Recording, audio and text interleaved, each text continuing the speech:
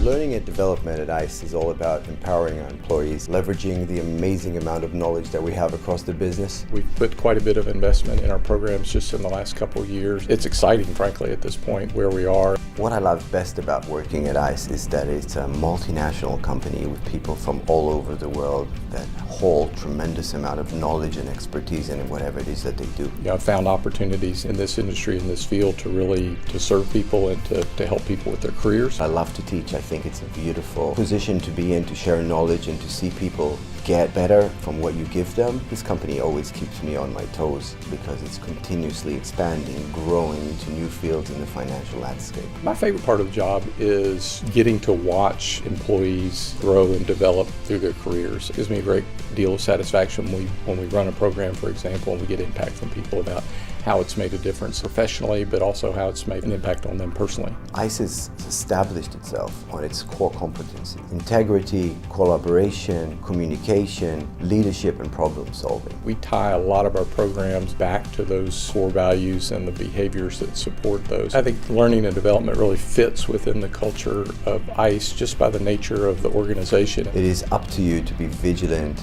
curious, inquisitive, ask questions that will help you succeed in your role.